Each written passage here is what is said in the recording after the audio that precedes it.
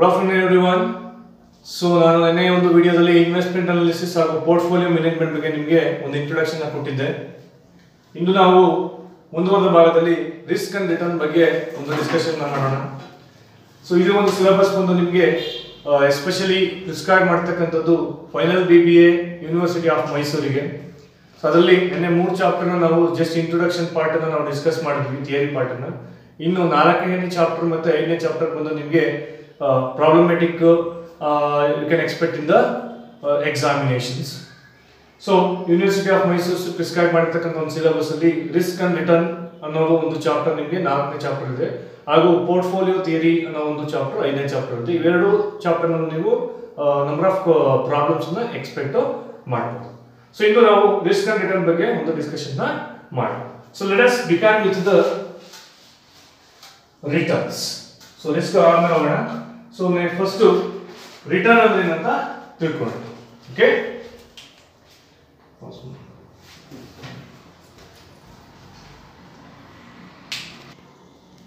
Okay. So ನೋಡಿ, return ಅನ್ನ first discuss ಮಾಡೋಣ ಏನಂತ.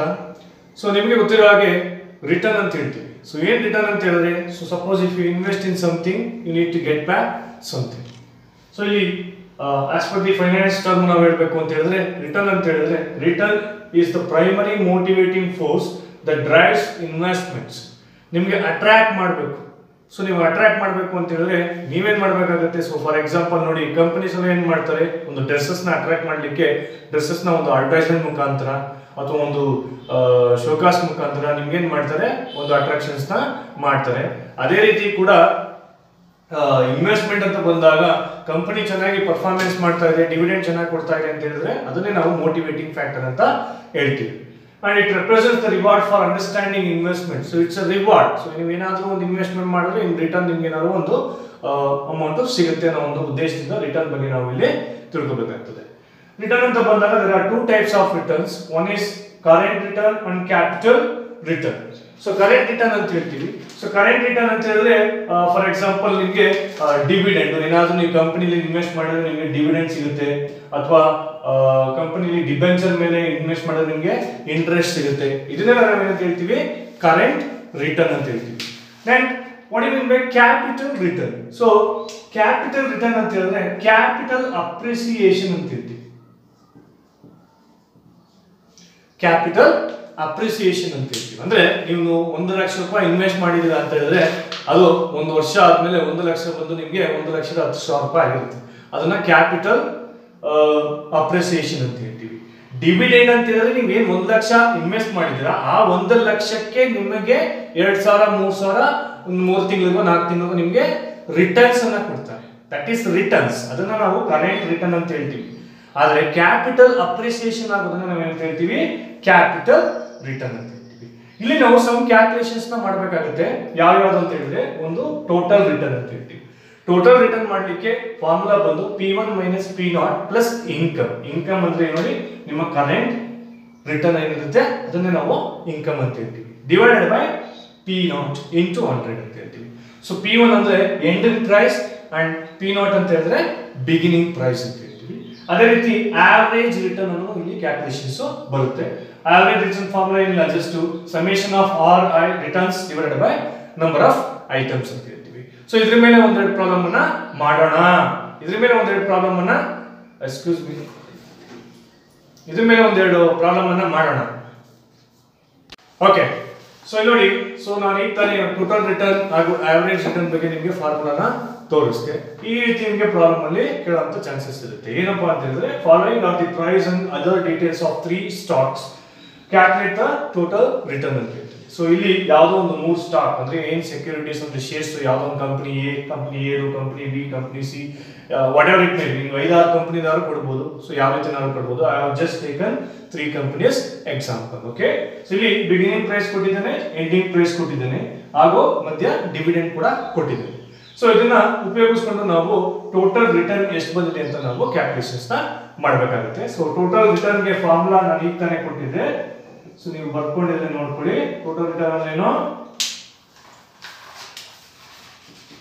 P1 - P0 divided by P0 into 100. So sorry, plus income.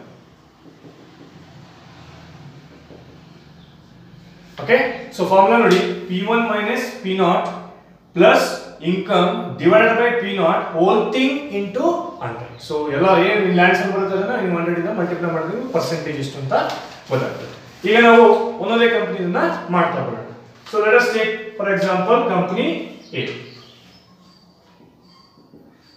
ಅಥವಾ stock A, anything you can take. So ಯಾವ ರೀತಿನಾದ್ರೂ ಬರ್ಕೋಬಹುದು ನೀವು. ಸೊ ಸ್ಟಾಕ್ ಎ ಅಂತ ಬಂದಾಗ ಏನಾಗುತ್ತೆ, ಸೊ ಇಲ್ಲಿ ಎಂಡಿಂಗ್ ಪ್ರೈಸ್ P1 ಅಂದ್ರೆ ಏನು, ending price, that is 34 minus P0 means beginning price, that is 30 plus dividend ಅಂದ್ರೆ income 3.4 rupees divided by P0, that is 30 into 100.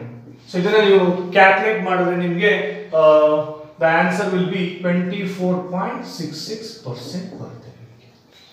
Okay, so ಅದೇ ರೀತಿ ಸ್ಟಾಕ್ ಬಿ ಗೆ ಮಾಡೋಣ ಈಗ. ಸೊ ಸ್ಟಾಕ್ ಬಿ ಅಂದಾಗ ಏನಿದೆ ಇಲ್ಲಿ 69 minus 72 plus 4.7 divided by 72 into 100.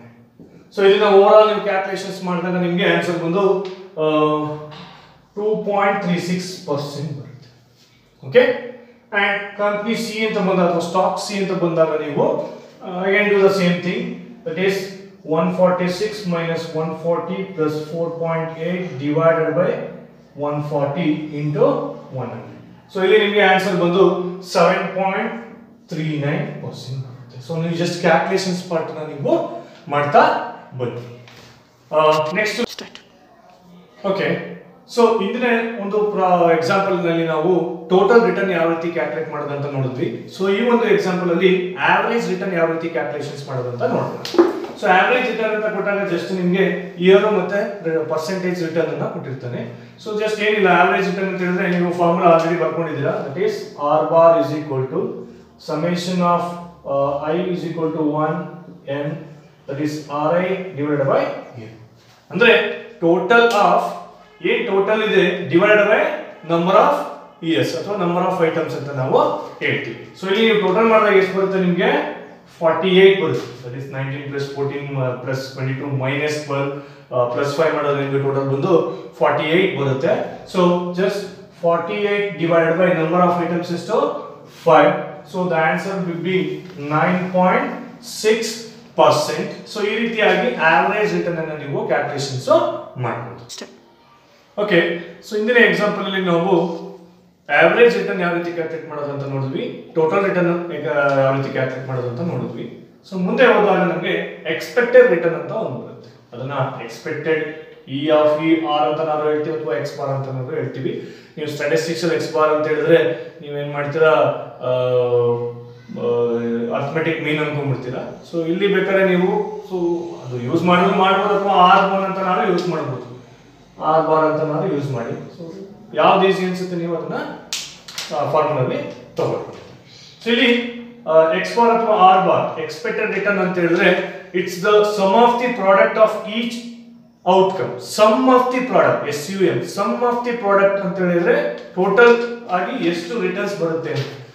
But ಇಲ್ಲಿ ಏನ್ ಮಾಡಿರ್ತಾರೆ, ಪ್ರಾಬಬಿಲಿಟಿಯನ್ನ ಇಲ್ಲಿ ಅಸೋಸಿಯೇಟ್ ಮಾಡಿರ್ತಾರೆ.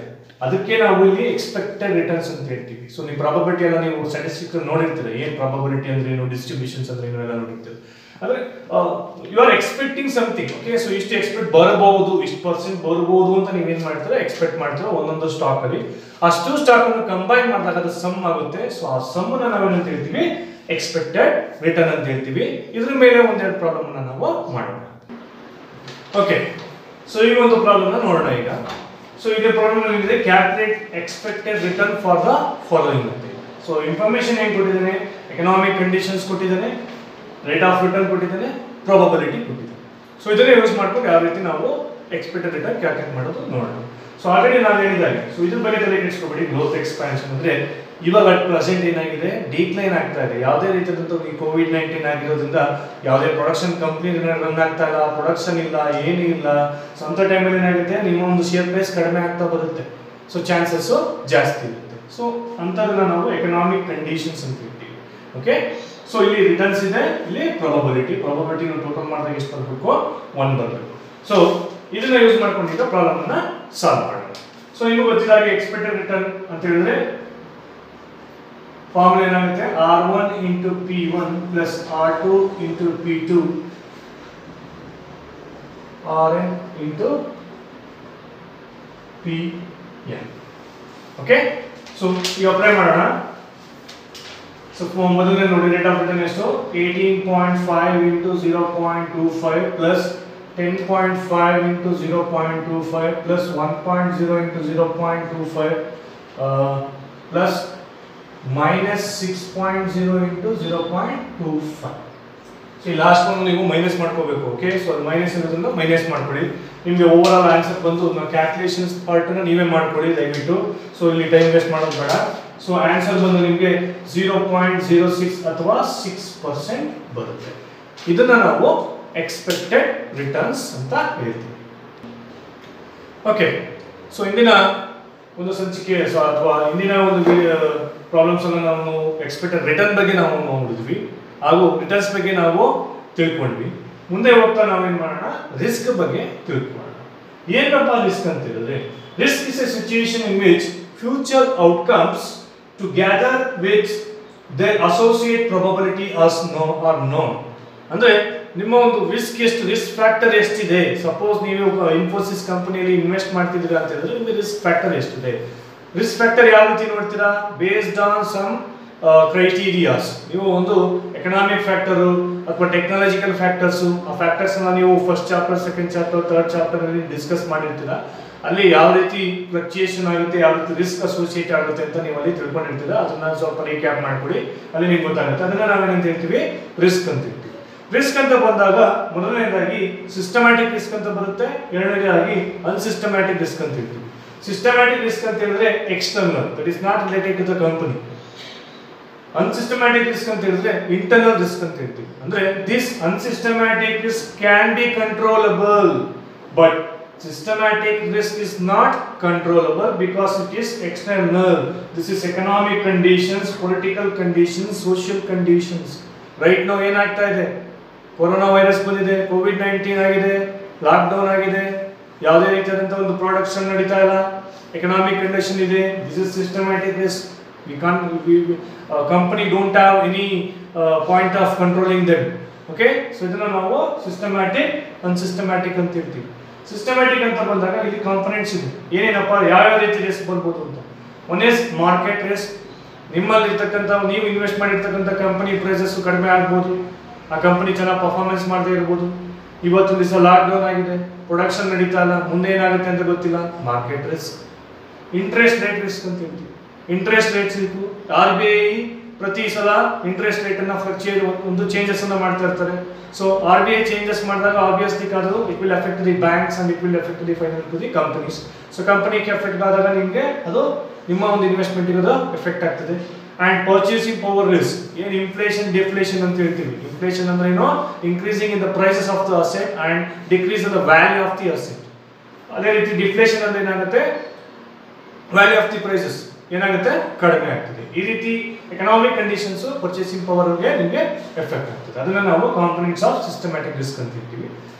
when coming to ಇಲ್ಲಿ ನಾವು ಏನು ಕ್ಯಾಲ್ಕುಲೇಷನ್ಸ್ ಮಾಡ್ತೀವಿ ಅಂತಂದ್ರೆ ಮೆಷರ್ಮೆಂಟ್ ಆಫ್ ರಿಸ್ಕ್. ಮೆಷರ್ಮೆಂಟ್ ಮಾಡ್ತೀವಿ ಯಾವ ರೀತಿ, ಸ್ಟ್ಯಾಂಡರ್ಡ್ ಡಿವಿಯೇಷನ್ ತಗೊಂಡು ವೇರಿಯನ್ಸ್ ನ ಕ್ಯಾಲ್ಕುಲೇಟ್ ಮಾಡಿ, ಕೋಎಫಿಷಿಯಂಟ್ ನ ವೇರಿಯೇಷನ್ ಮಾಡಿ, ಪ್ರಾಬಬಿಲಿಟಿ ಇಷ್ಟನ್ನು ನಾವು ಕ್ಯಾಲ್ಕುಲೇಷನ್ಸ್ ನ ಮಾಡಿ ಎಷ್ಟು ರಿಸ್ಕ್ ಇದೆ ಅಂತ ನಾವು ನೋಡ್ತೀವಿ. ಸೊ ಇದ್ರ ಬಗ್ಗೆ ನಾವು ಒಂದಷ್ಟು ಪ್ರಾಬ್ಲಮ್ ಅನ್ನ ಈಗ ಸಾಲ್ವ್ ಮಾಡೋಣ. ಓಕೆ ಸ್ಟೂಡೆಂಟ್ಸ್, ಸೊ ಈಗ ಈ ಒಂದು ಪ್ರಾಬ್ಲಮ್ ನೋಡಿ, calculate expected return and risk for the following. ಇಲ್ಲಿ ಎಕ್ಸ್ಪೆಕ್ಟೆಡ್ ರಿಟರ್ನ್ ಕೇಳಿದಾನೆ ಅಂಡ್ ರಿಸ್ಕ್ ಕೂಡ ಕೇಳಿದ್ದಾನೆ. ನಾವು ಪ್ರೀವಿಯಸ್ ಅಲ್ಲಿ ಎಕ್ಸ್ಪೆಕ್ಟೆಡ್ ರಿಟರ್ನ್ ಬಗ್ಗೆ ಕ್ಯಾಲ್ಕುಲೇಷನ್ಸ್ ನ ಮಾಡಿದ್ವಿ. ಅಂದ್ರೆ ಸಿಂಪಲ್ ಕ್ಯಾಲ್ಕುಲೇಷನ್ಸ್ ಮಾಡಿದ್ವಿ. ಏನ್ ಮಾಡಿದ್ವಿ, return into probability R1 into P1 ಅಂತ ಮಾಡಿದ್ವಿ. ಇಲ್ಲೂ ಕೂಡ ನಾವು ಅದನ್ನೇ ಮಾಡ್ತೀವಿ ರಿಟರ್ನ್ಸ್ಗೆ. ಸೊ ಇಲ್ಲಿ ನಾವು ಏನ್ ಕ್ಯಾಲ್ಕುಲೇಷನ್, ರಿಸ್ಕ್ ಏನ್ ಕ್ಯಾಲ್ಕುಲೇಟ್ ಮಾಡಬೇಕು ಅಂತ ಹೇಳಿದ್ರೆ, ಒಂದು ಸ್ಟ್ಯಾಂಡರ್ಡ್ ಡಿವಿಯೇಷನ್ಸ್ ನ ಕ್ಯಾಲ್ಕುಲೇಟ್ ಮಾಡಬೇಕಾಗುತ್ತೆ, ಇನ್ನೊಂದು ವೇರಿಯನ್ಸ್ ನ ಕ್ಯಾಲ್ಕುಲೇಟ್ ಮಾಡಬೇಕಾಗುತ್ತೆ, ಇನ್ನೊಂದು R ಬಾರ್ ಮೀನ್. ಅಂದ್ರೆ R ಬಾರ್ ಅಂತ ಹೇಳಿದ್ರೆ ನಾನು ಇಲ್ಲಿ X ಬಾರ್ ಅಂತ ಹೇಳಿದೆ ನಿಮಗೆ, ಅಥವಾ ER ಎಕ್ಸ್ಪೆಕ್ಟೆಡ್ ರಿಟರ್ನ್ ಅಂತ ಹೇಳಿದ್ರೆ ಅದನ್ನು ಮೂರನ್ನು ಇಲ್ಲಿ ಕ್ಯಾಲ್ಕುಲೇಷನ್ಸ್ ನ ಮಾಡಬೇಕಾಗುತ್ತೆ. ಯಾವ ರೀತಿ ಮಾಡೋದು ನೋಡ್ತಾ ಹೋಗೋಣ. ಇಲ್ಲಿ ನಮಗೆ ಆಸ್ ಪರ್ ದ ಫಾರ್ಮುಲಾ ಏನು ಬೇಕು, r minus r bar whole square ಬೇಕು. r minus r bar whole square ಗೆ ಸೊ ನಾವು ಯಾವ ರೀತಿ ಪ್ರಾಬ್ಲಮ್ ನ ಸಾಲ್ವ್ ಮಾಡ್ತಾ ನೋಡಿ, ನಾನು ಇಲ್ಲೇ ಮಾಡ್ತೀನಿ, ನೋಡ್ಕೊಳ್ಳೋಣ.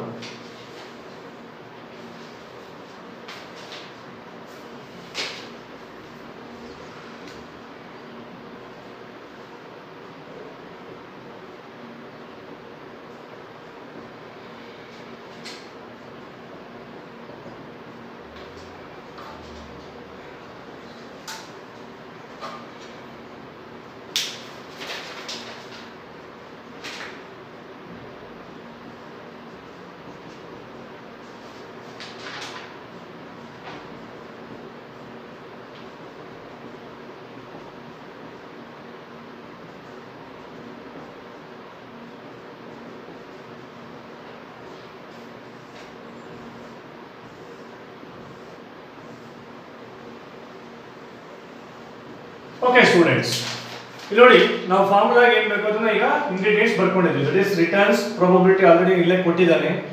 ರಿಟರ್ನ್ಸ್ ಇಂಟು ಪ್ರಾಬಬಿಲಿಟಿ ನಮಗೆ ಏನು ಬೇಕು, ಆರ್ ಬಾರ್ ಅಂದ್ರೆ ಆವರೇಜ್ ರಿಟರ್ನ್ ಎಕ್ಸ್ಪೆಕ್ಟೆಡ್ ರಿಟರ್ನ್ ನ ಕ್ಯಾಲ್ಕುಲೇಟ್ ಮಾಡೋಕೆ ಬೇಕು.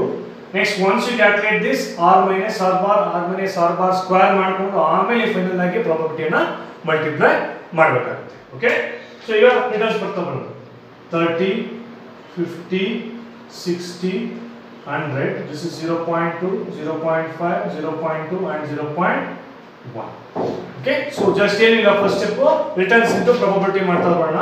So returns into probability that is 30 into 0.6 it is 6, sorry 0.2 it is 6, 50 into 0.5 it is 25, 60 into 0.2 that is 12 and 100 into 0.1 it is 10.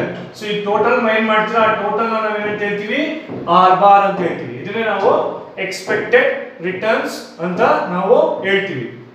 So expected return ಬಂದು ನಿಮಗೆ total ಬಂದು 25 plus 22 that is 47 plus 6 it is 53 ಬರುತ್ತೆ. So expected return ಎಷ್ಟು 53. So once you calculate the expected return you can go with the further, that is return minus mean. That is ನೋಡಿ returns ಎಷ್ಟಿದೆ 30 minus 53. ಇಲ್ಲಿ ನಾವು ಮುಂದೆ ಒಂದು ಬದಲಿರ್ತೀನಿ, ನೋಡ್ಕೊಳ್ಳಿ. 30 minus 53 ಎಷ್ಟದು, 30 minus 53 ಅಂದ್ರೆ ಆಗುತ್ತೆ minus 23 ಆಗುತ್ತೆ. ಓಕೆ, ಸೊ ಅದೇ ರೀತಿ ಉಳಿದಂತ ಎಲ್ಲದಕ್ಕೂ ನೀವು ಬರಿತಾ ಬನ್ನಿ. So minus 23, 50 minus 53 minus 3 and next 60 minus 53 7, 100 minus 53 47. Okay, r minus r bar ಬಂತು. ಸೊ ನೆಕ್ಸ್ಟ್ ಏನು ಮಾಡಬೇಕಾಗಿಲ್ಲ, ಇಲ್ಲಿ ಬಂದಿರತಕ್ಕಂತ ಆ ವ್ಯಾಲ್ಯೂಸ್ ನ ಸ್ಕ್ವೇರ್ ಮಾಡ್ತಾ ಬರೋಣ. 23 square 529. So minus into minus ಏನಾಗುತ್ತೆ, ಪ್ಲಸ್ ಆಗ್ತದೆ. Next 3 into 3 9, 49, 47 square is 2209. So ನೀವು ಕ್ಯಾಲ್ಕುಲೇಷನ್ ಪಾರ್ಟ್ ಅನ್ನು ಮಾಡ್ಕೊಳ್ಳಿ. ಓಕೆ, ಸೊ ಫೈನಲ್ ಆಗಿ ಇದನ್ನ ಈಗ ಪ್ರಾಬಬಿಲಿಟಿ ಇಂದ ಮಲ್ಟಿಪ್ಲೈ ಮಾಡೋಣ. ಅಂದ್ರೆ ಇಲ್ಲಿ ಬಂದಿರತಕ್ಕಂತ 529 ಇದು ಒಂದಕ್ಕೆ ಮಾತ್ರ ಬಂದಿದ್ದೀನಿ, ಮಿಕ್ಕಿದ್ದು ನೀವು ನೋಡ್ಕೊಳ್ಳಿ. 529 into 0.2. So 529 into 0.2 ನಿಮಗೆ 105.2 ಬರುತ್ತೆ. ಅದೇ ರೀತಿ ಉಳಿದಂತ ಎಲ್ಲಾ ವ್ಯಾಲ್ಯೂಸ್ ಪ್ರಾಬಬಿಲಿಟಿ ಜೊತೆ ಮಲ್ಟಿಪ್ಲೈ ಮಾಡಿದಾಗ ನಿಮಗೆ 4.5, 9.8, 220.9. ಸೊ ಇಷ್ಟು ಟೋಟಲ್ ಮಾಡಿದ್ರೆ ನಿಮಗೆ ವೇರಿಯನ್ಸ್ ಬರುತ್ತೆ. That is 341 ಬರುತ್ತೆ. That is variance. So once you calculate the variance, so variance ಇಲ್ಲೇ ಬಂದಿದೆ ಎಷ್ಟು 341. Next standard deviation ನೀನು it's a square root of variance. Square root of 341. So square root of 341 ಬಂದು ನಿಮಗೆ 18.47 ಬರುತ್ತೆ. ಯಾವುದು standard deviation. Expected return already calculate ಮಾಡಿದ್ವಿ 53. So ಈ ರೀತಿ ನೀವು ಪ್ರಾಬ್ಲಮ್ ಅನ್ನ ಸಾಲ್ವ್ ಮಾಡಬಹುದು. ಇನ್ನೊಂದು ಪ್ರಾಬ್ಲಮ್ ಅನ್ನು ನಾವು ಇದೇ ರೀತಿ ಸಾಲ್ವ್ ಮಾಡೋಣ. ಓಕೆ, ಇನ್ನೊಂದು ಎಕ್ಸಾಂಪಲ್ ನೋಡೋಣ. The details of the returns of the two securities are given. ಇಲ್ಲಿ ಎರಡು ಸೆಕ್ಯೂರಿಟಿ ಇದೆ, ಎರಡು ಕಂಪನಿ ಇನ್ಫಾರ್ಮೇಷನ್ ಇದೆ. Calculate expected return standard deviation. So expected return ಹಾಗೂ ಸ್ಟ್ಯಾಂಡರ್ಡ್ ಡಿವಿಯೇಷನ್ ಕ್ಯಾಲ್ಕುಲೇಟ್ ಮಾಡಬೇಕು. ನಾವು ಹಿಂದೆ ಒಂದು ಕಂಪ್ನಿ ಮಾತ್ರ ಮಾಡಿದ್ವಿ, ಇಲ್ಲಿ ಎರಡು ಕಂಪ್ನಿ ಸಪರೇಟ್ ಕೊಟ್ಟಿದ್ದಾರೆ. ನೀವೇನ್ ಮಾಡ್ಬೇಕಾಗಿಲ್ಲ, ಎರಡೂ ಕಂಪನಿಯಲ್ಲಿ ಹೈಯೆಸ್ಟ್ ಎಕ್ಸ್ಪೆಕ್ಟೆಡ್ ರಿಟರ್ನ್ ಯಾವ್ದು ಜಾಸ್ತಿ ಬರುತ್ತೆ, ರಿಸ್ಕ್ ಯಾವ್ದು ಕಡಿಮೆ ಇದೆ ಅಂತ ನಾವು ಕ್ಯಾಲ್ಕುಲೇಷನ್ಸ್ ನ ಮಾಡಿ ತೋರಿಸಬೇಕಾಗುತ್ತೆ. ಸೇಮ್ ನಾವು ಹಿಂದೆ ಫ್ರೇಮ್ ಪ್ರಾಬ್ಲಮ್ ಮಾಡಿದ್ವಿ, ಅದೇ ಪ್ರಾಬ್ಲಮ್ ಅದೇ ಮೆಥಡ್ ಅನ್ನ ಇಲ್ಲೂ ಕೂಡ ನಾವು ಫಾಲೋ ಮಾಡೋಣ. ಓಕೆ ಸ್ಟೂಡೆಂಟ್ಸ್, ಸೊ ಪ್ರಾಬ್ಲಮ್ ನ ಆಲ್ರೆಡಿ ಸಾಲ್ವ್ ಮಾಡಿದೀನಿ. ಸೊ ನಾವು ಸಾಲ್ವ್ ಮಾಡಿದ ಯಾವ ರೀತಿ ಅಂತ ಇಂದಿನ ಪ್ರಾಬ್ಲಮ್ ನೋಡಿದೀವಲ್ಲ, ಸೇಮ್ ಅದೇ ರೀತಿ ಸಾಲ್ವ್ ಮಾಡಿದೀನಿ.